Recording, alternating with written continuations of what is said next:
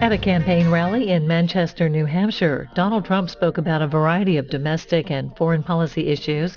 He also commented on the FBI's announcement that they would continue the investigation into Hillary Clinton's use of a private email server when she was Secretary of State. This is 40 Minutes.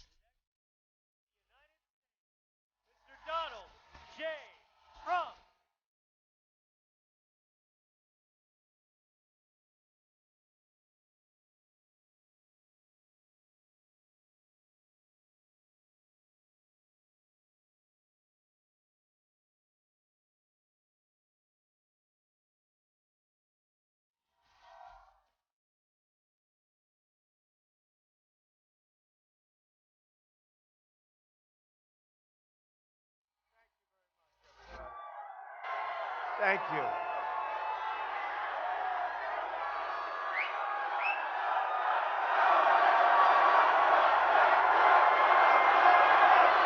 Thank you very much. We love New Hampshire, I can tell you that. I need to open with a very critical breaking news announcement.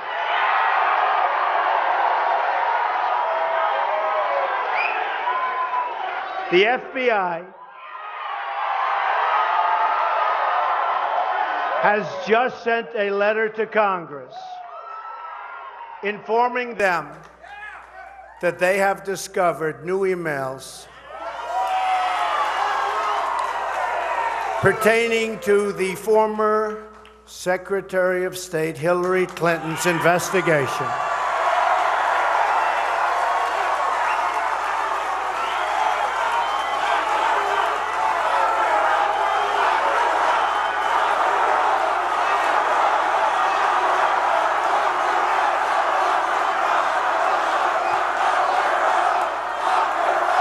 and they are reopening the case into her criminal and illegal conduct that threatens the security of the United States of America.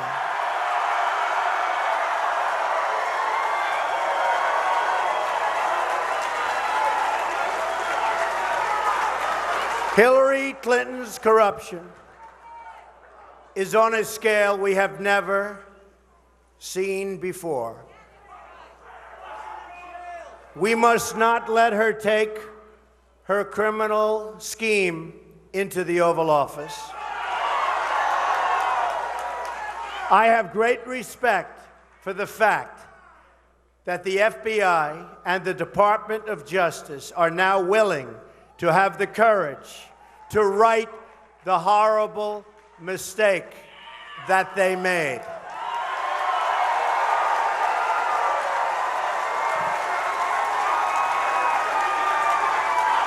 This was a grave miscarriage of justice that the American people fully understood. And it is everybody's hope that it is about to be corrected.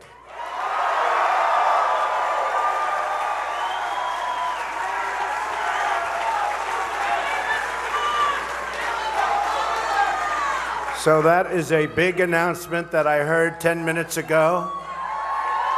And I guess, obviously, most of you folks have heard about. And in all fairness, for all of the people that have suffered for doing so much less, including just recently, four-star General James Cartwright, General Petraeus, and many others, perhaps finally justice will be done.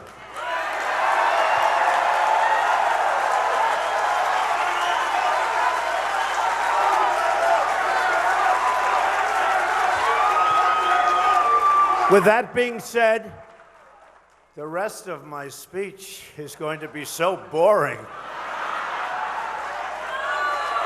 Should I even make the speech?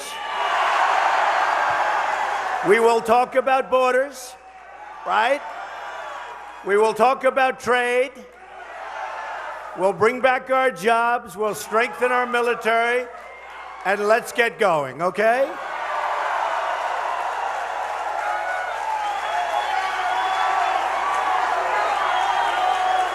I want to thank General Flynn. He's a great general, and I want to thank you for being here, General. Thank you very much.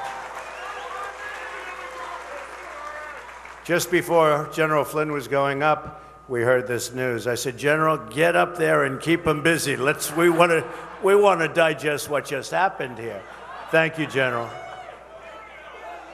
In 11 days, we are going to win New Hampshire, the state of my first victory. And we are going to win back the White House. 75% of the American people think our country is on the wrong track, and we are going to fix it. We are going to get our country back on the right track, and very, very quickly.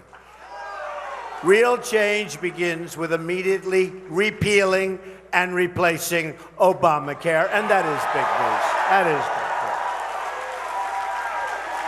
We can't forget how big a news that is, okay? We can't lose track. It's a disaster, just like everything else in this administration.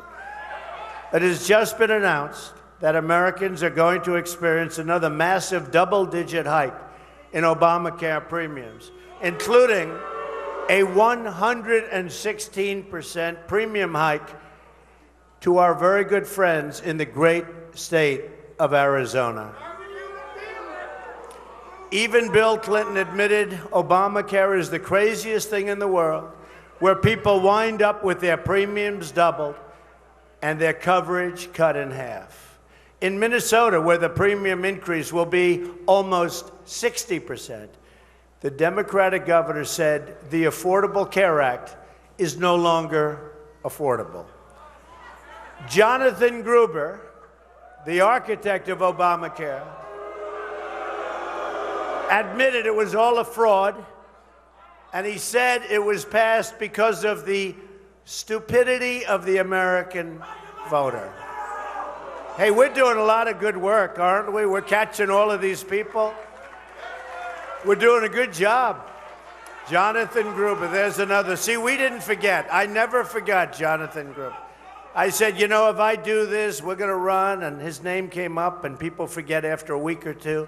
I said, I'm never going to forget Jonathan Gruber, the architect of Obamacare, and what he said. So we didn't forget. Almost, can you imagine? It's like a little more than a week before the election. We didn't forget the name Jonathan Gruber. But the only real stupidity is that shown by our politicians who passed this monstrosity over the furious objection of certain politicians and the American voter. Job-killing Obamacare is just one more way the system is rigged. But with what I've just announced previously, it might not be as rigged as I thought, right? Right? The FBI.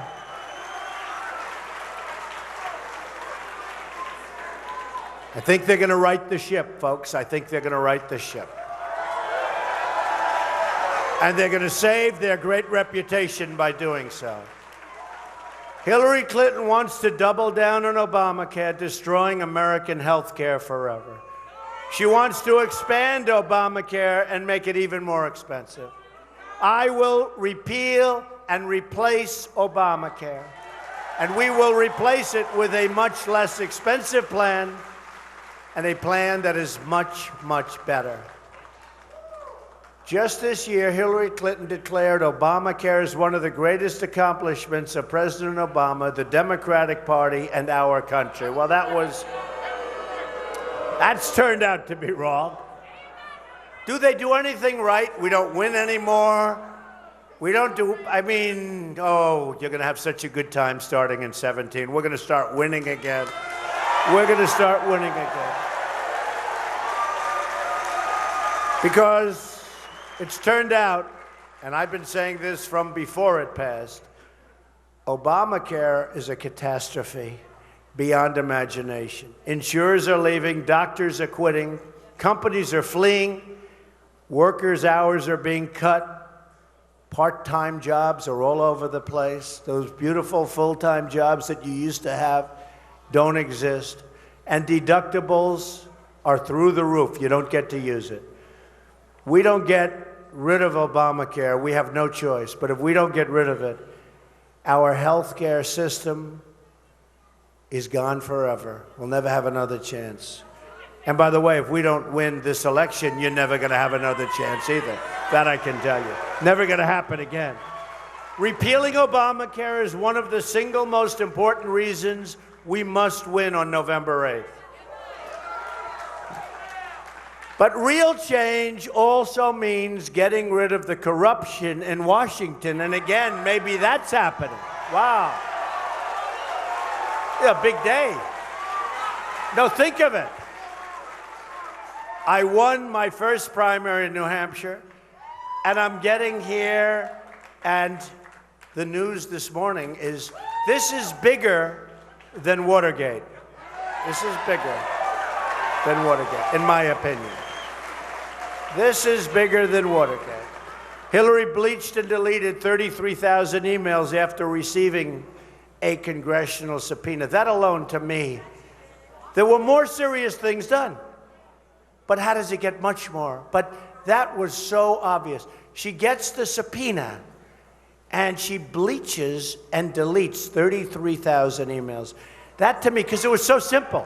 You know, it's not about the sale of the uranium that nobody knows what it means. I know what it means. To Russia. Then she talks to me about Russia. 20% of the uranium in our country to Russia. But you know, the deletion of 33,000 emails, boy, that just sort of is so out there. After receiving a subpoena from the United States Congress. She lied to Congress. She lied to the FBI. She made 13 phones disappear, some with a hammer. The Clinton crew gave more than $675,000 to the wife of the deputy director of the FBI and the man who was overseeing the investigation into Hillary's illegal server. But maybe now that takes care of itself. Right now, that takes care of itself. I think. Very proud that the FBI was willing to do this, actually. Really. Very proud. Just yesterday, we learned that Bill Clinton's right-hand man pushed for Clinton's foundation donors and other large corporations to funnel as much as $66 million in personal profit to Bill and Hillary Clinton. This man explained that the cozy relationship between his consulting firm, the foundation, and Clinton's personal income had helped Bill and Hillary enrich themselves and obtain in-kind services, including personal travel, hospitality, vacations, and the like. The same people paying Bill Clinton for speeches were lobbying Hillary Clinton at the same time. Man, these people are seriously corrupt. Terrible conflict. Hillary's pay-for-play included defense contracts. Take Raytheon. When the contractor wanted big foreign arms deals, they hired 3 lobbyists that raised hundreds of thousands of dollars for Hillary's last campaign and are raising money for her current campaign. And by the way, 50-1 in ads, 50-1. And if you look at Florida, we're winning. Ohio, we're winning. Iowa, we're winning. Doing great in New Hampshire. I think we're going to have a tremendous victory in Pennsylvania. We better have a great victory in New Hampshire, please, okay? Give me a break.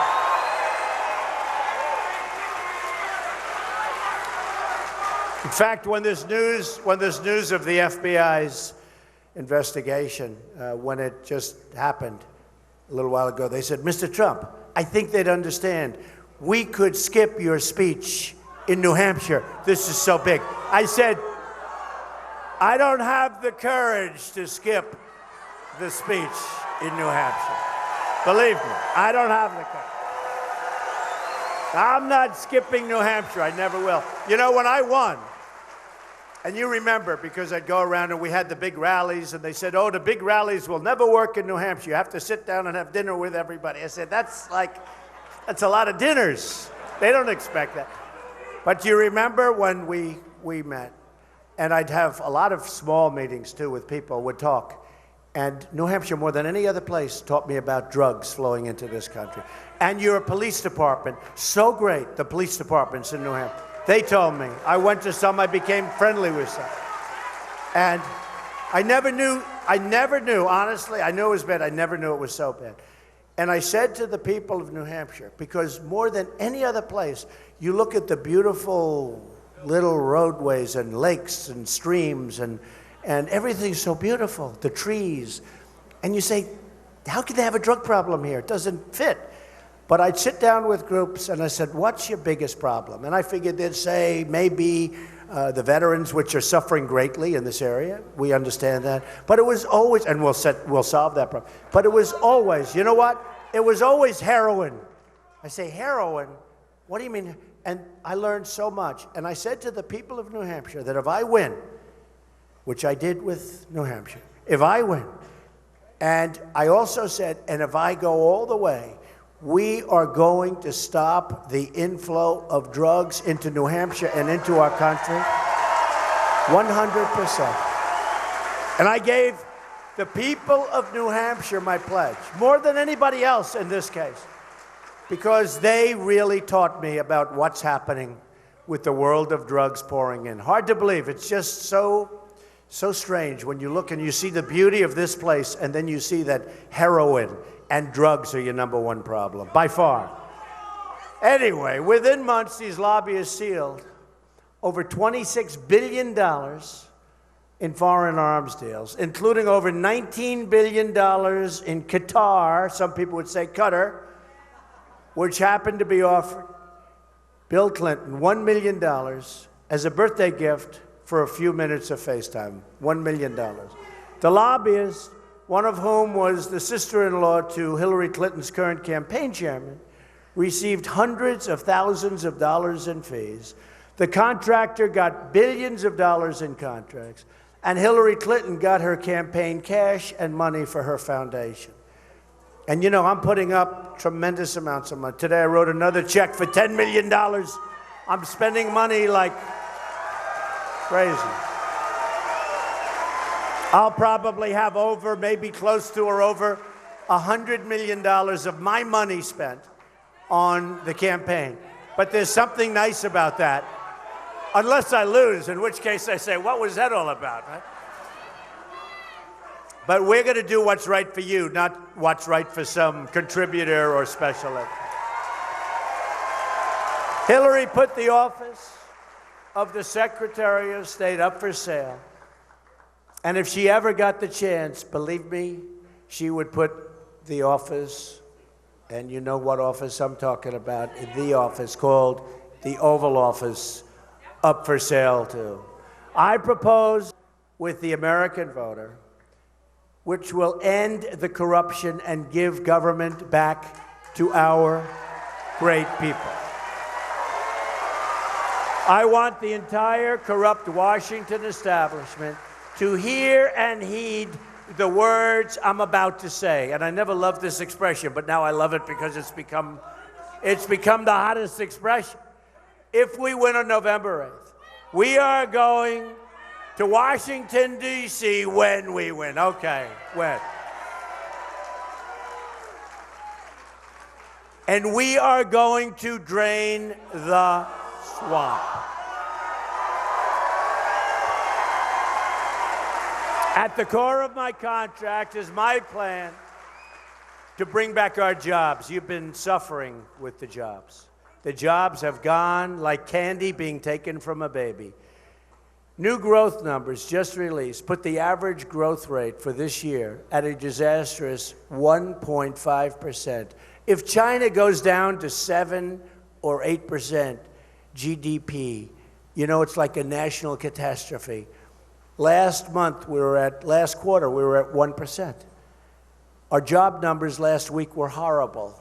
They were anemic, as the expression goes. They like to say anemic. That was the word they used. Obama is the first president in modern history not to have a single year of 3% growth. And they say it's hard because we're a large country. Well, India is a much larger country, and they're at 8%. China's at 7%, and China's not happy. So we're at around 1%, and we just keep going along. Just keep going along, losing our jobs to Mexico and every other place. 47 million Americans are on food stamps, and 45 million people, think of it, this is our country, are living in poverty. Meanwhile, our trade deficit with the world is now nearly $800 billion a year. You say, who negotiates these contracts? We're living through, it's true, Obama. It's true. You know, instead of campaigning for Hillary Clinton, he ought to be in the White House, in the Oval Office, negotiating trade deals, beating ISIS, taking care of our veterans, which he does not do.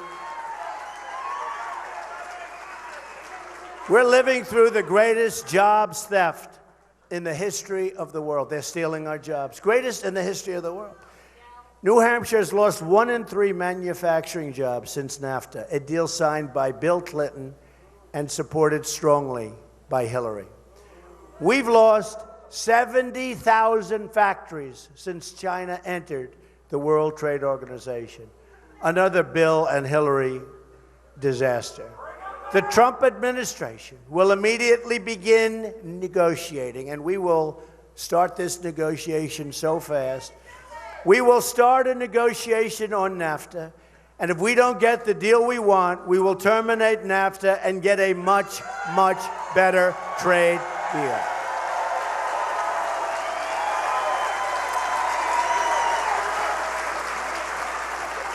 And I won't go into the details, but because they're different tax systems, they're under a VAT system, and we're under our system. But because of the fact that they're under a much different tax system, the day the deal was signed, it was a defective deal, with us having a massive, at least 17% disadvantage. So it's complicated. I'm not going to bother you or bore you with it, but we've been working with a defective deal for years, and nobody, no politician ever went back to renegotiate it. We're going to get it done, folks, so easily. If a company wants to fire their workers and go to Mexico or another country, and then they think they're going to ship their products back into the United States, we will charge them a tax of 35%.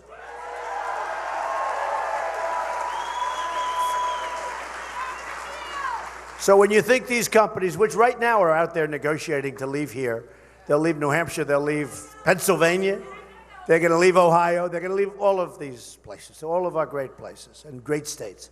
And right now, as we're talking, they're negotiating deals. Mexico is the 8th wonder of the world in terms of the new plants. A friend of mine builds plants, he's the biggest. He said, the 8th wonder of the world, what's happening in Mexico. And I say, and I tell this to people, what about us? He said, not going to be, it's going to be the other way around. But there will be consequences. And you know, when they realize that they've got to now pay a tax and all of that to come through our very strong border, because it will be a strong border, with their product, you know what they're going to say? They're going to say, let's stay, we're not going to move, and they're going to stay. It's very simple. But the politicians don't want to do that because they're controlled. They're controlled by the people that give them their campaign contributions and probably other things. We will, does anybody know what I mean by that? Yeah. We will also stand up to Chinese currency manipulation, and we will stop the Trans-Pacific Partnership. We will become a rich nation again. But to be a rich nation, we must also be a safe nation. Hillary Clinton unleashed ISIS onto the world, and it has now spread into our country. There are right now 1,000 open ISIS investigations across the United States, more than at any time that we've ever had. Now Hillary wants to increase by 550% the massive number of Syrian refugees flowing into our country. That's over the Obama numbers, and those are thousands and thousands of people. A Trump administration will suspend the Syrian refugee program.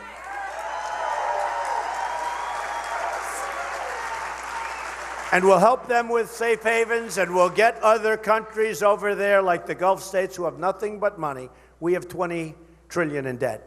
We'll get them to pay. They got to do their share. We'll lead it. We'll help. They'll pay. But you know what?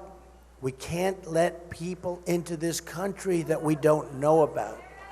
We don't know. Let me state this as clearly as I can. If I'm elected president, I am going to keep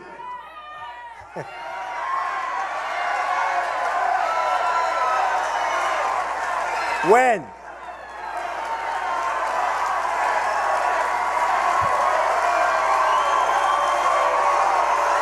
We love New Hampshire. I love this place. I love this place. By the way, you know, we're leading in Florida. We're leading in all these places. The recent poll said we're 2 down in New Hampshire. You know what I said? I don't think so. I don't think so. These are called dirty polls. You know what that is. These are false. I don't think so. She comes up here, she has 4 people, and it's like, oh, we have a wonderful crowd. I don't think so. I think we're winning New Hampshire big. Okay, so we'll change it. When I'm elected president, I am going to keep radical Islamic terrorists the hell out of our country.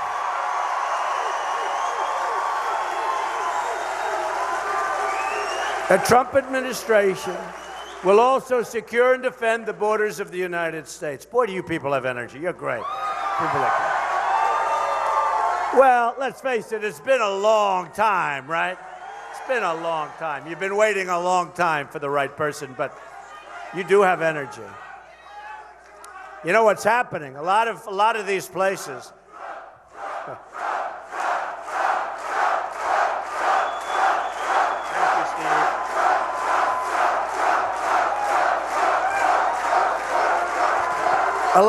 A lot of the different places, reports are coming out. They hate to write it, you know, the dishonest media, but people, by the way, great people. Oh, they're the worst. They're so dishonest. They are so dishonest, folks. But a lot of these reports coming out in the early voting states, people are coming up that have never voted. These are great Americans. These are great people, but they've just never seen anybody that they wanted to, like, they've never heard people say, we're going to actually bring back your jobs. We're not going to let companies leave us and fire everybody and move and then let the product pour into our country with no tax. No, just go ahead. Leave, fire all our people, move to Mexico, make the product, sell your air conditioners. Carrier is an example. They're leaving. They might not leave. They're probably all about ready to change their mind, but and just let your product come right in. No tax, no nothing. I mean, how stupid is this? How stupid? And I'm a free trader. I'm a fair trader. But we have the wrong people represented. So what's happening is these lines in Florida are 4 blocks long. They would never like that. They've never seen anything like it. And in Tennessee, a great congressman, been there for 25 years, said to me, we have never seen anything like it. People are coming out that hadn't voted in years. People are coming out, they hadn't voted in years, so they're not polled, because, you know, unless you voted like in the last election, they don't want to poll you. So people are coming out that hadn't voted in years, happening in Texas. They haven't voted in years. And people that have never even voted, and yet they're great Americans. They just never saw somebody that they wanted to vote for. And they're coming out, and they've got the Trump shirt, and they've got the hat, they've got buttons all over the place. You know. Now, who knows? Who knows? They may have all of the Trump stuff, and you never know. Maybe they're voting for crooked Hillary Clinton, but I don't think so, right? I don't think so. History has taught us that we don't think so. So I think we're doing great. And yes, on the border, we have no choice. We will build a wall, and Mexico will pay for the wall. Got to stop the drugs.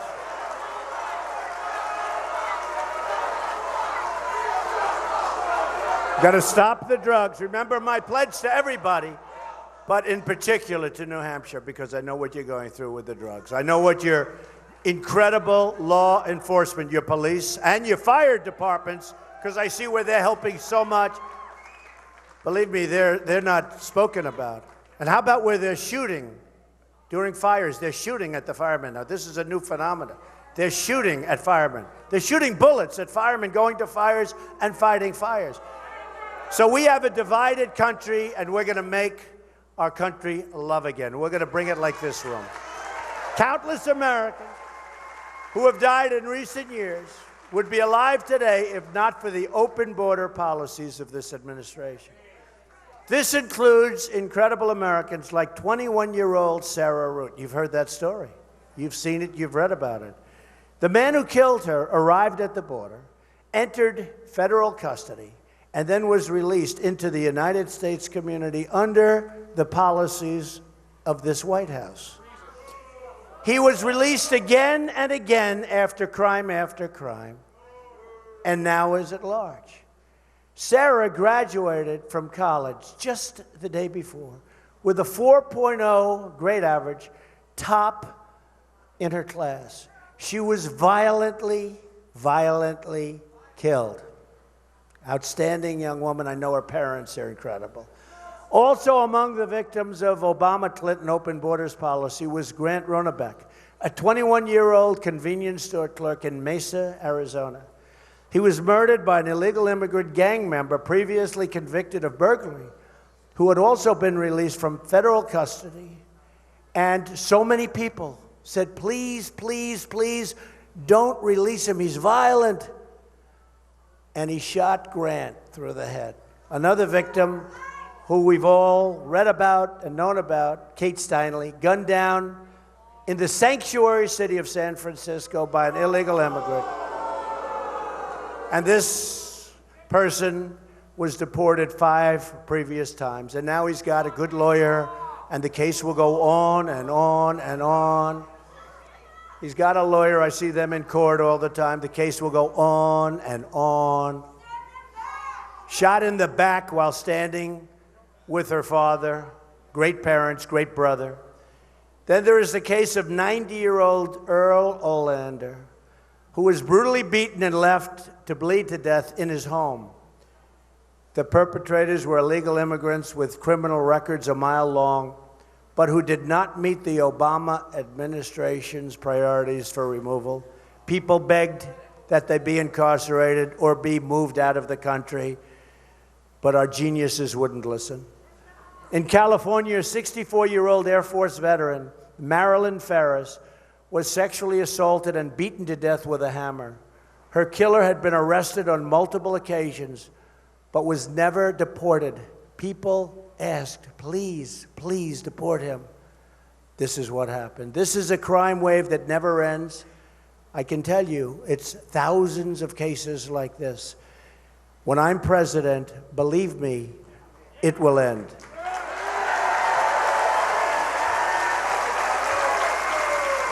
Not only will a wall keep out the dangerous cartels and criminals, but will also keep out the drugs, remember New Hampshire, and the heroin poisoning our youth. Our youth is being poisoned before they get a chance to start.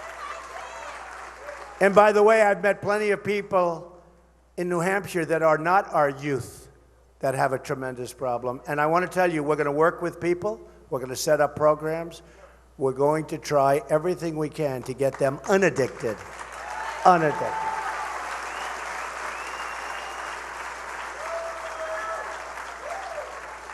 So as I said, when I won the New Hampshire primary, I promised the people of New Hampshire that we would stop drugs from pouring into your community, and I guarantee you we will. You will be so proud of your president. You will be so proud of your community. You will be so proud of it. I just want to say in closing that we have an amazing movement going on, a movement like they've never seen before, a movement that hopefully won't be stopped. We have a movement that the biggest people in the world of the media, the biggest, have said they've never seen anything like it before. Every crowd, every auditorium.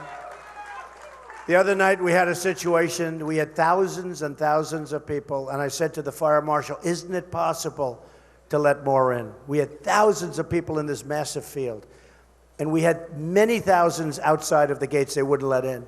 And I said, couldn't we let them in? And they said, we can't. I said, but there's no fire, we're outside. He said, it's stampede, Mr. Trump. We're worried about a stampede. And it's a stampede of love. It's true. It's not a stampede. It's a stampede of love. Because there were so many people. They said, we have very strong security guards, but Mr. Trump, they're not nearly as strong as 45,000 people come charging for. So I fully understood it. But we have something going on that's so special. It's so special. We're going to reduce your taxes. We're going to simplify your taxes. We're going to make your businesses welcome in our country. Thank you.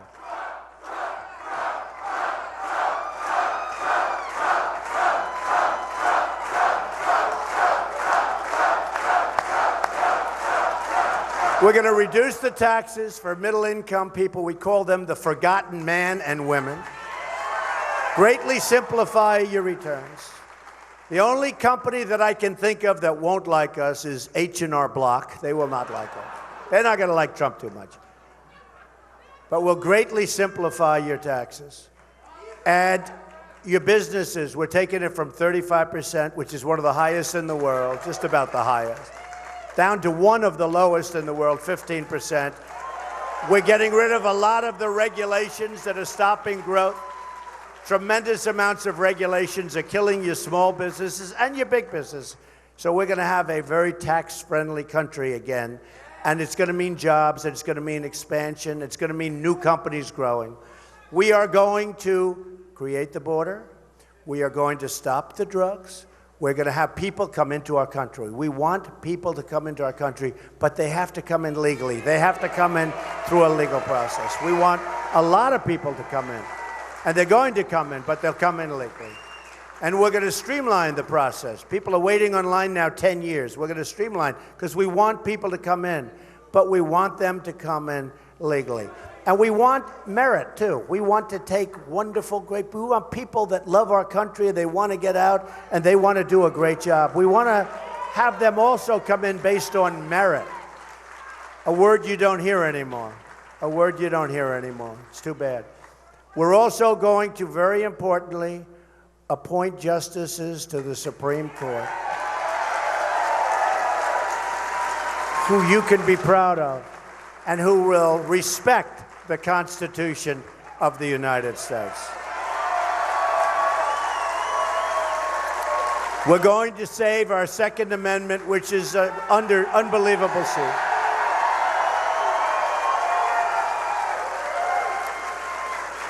We're going to help Big League on education. We're going to go with choice, so important. And we're going to terminate Common Core and bring education, local.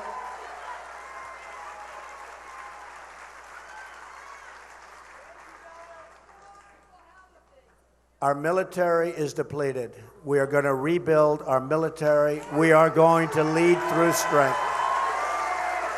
And hopefully we're not going to have to use our military, but I will say this. ISIL, we're getting rid of ISIS. We are getting rid of ISIS. ISIS is, we have no choice. By the way, not since medieval times has anyone seen any chopping off of heads, drowning in steel cages, burying in sand. Not since medieval times. It all grew during the tenure of Obama and Hillary Clinton. ISIS, and you know, she stands up and she says what she's going to do. Well, she was there. It came out of the vacuum because we should have never gone to Iraq. But once we did, we should have gone out the right way, not the wrong way. And the way they went out was so bad, including giving back Mosul, which now they're fighting to take back. And it would have been nice, the element of surprise. Do we agree? Does anybody not agree? The element of surprise. We don't use the element of surprise. We use the element of tell them everything we can possibly tell them, give them plenty of time to get ready, and then attack. And it turns out to be a lot tougher than they ever thought. But we're going to have a country that you're going to be proud of again. We're going to have a president that hopefully you will be proud of. I will work so hard for every community.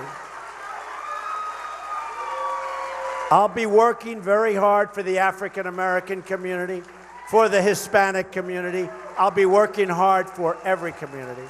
And we're going to have this divided nation come together. And I just want to say, we're going to make America strong again.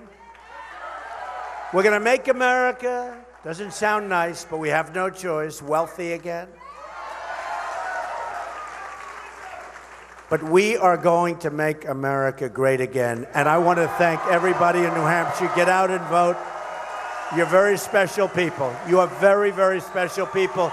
God bless you. Get out and vote. Thank you. Thank you, New Hampshire.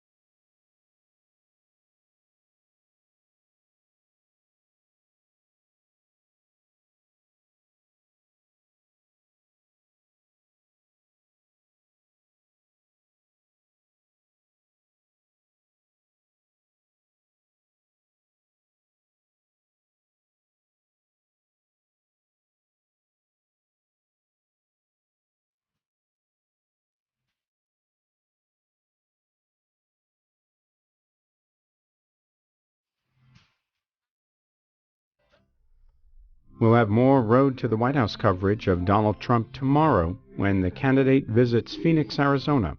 Live coverage on C-SPAN